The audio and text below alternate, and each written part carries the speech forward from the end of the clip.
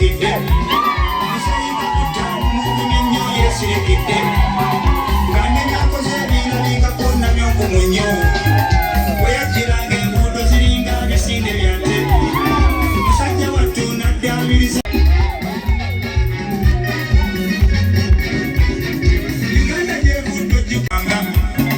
bannayuganda abakazi b'eddembe mwenoonya muzeeyi yantumye nzije mbagambe ntinno wali okana gwakoye nnyo bigambo byabwe oba ebyokukola byebibabuze banoone kufu ate nga mukozesa ngalo zange sirina byuma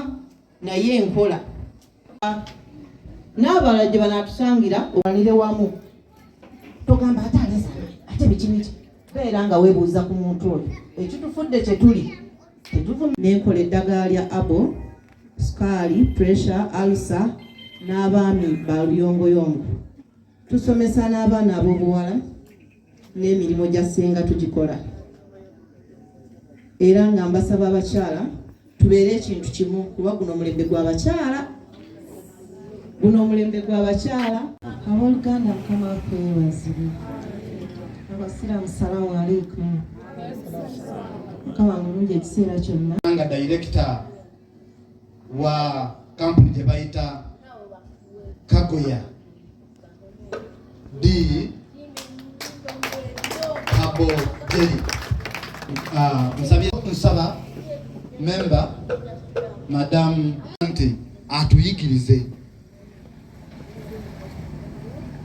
era nga memba oyo kaseera akatono kano tugenze nga okuzina ofaayo jinja kusinga banfuwo ogende nga tolina ssente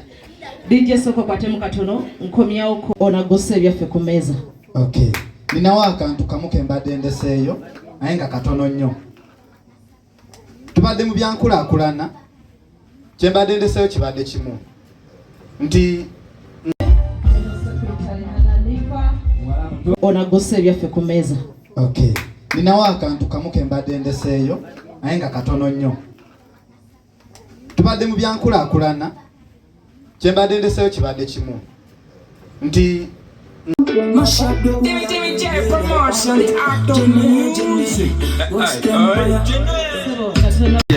njagala kwanjula abantu bano wammanga naye sooka ompa akayemba kubanga ko MS kaseera akatono kano tugenze nga okuzina ofaayo jinja kusinga banfuwo ogende nga tolina ssente DJ soko kwatemu katono nkomyawo ez'enjawulo era nga kusikiru zino walire wamu togamba ate aleza ate bikiniki beera nga weebuuza ku muntu oyo ekitufudde kye tuli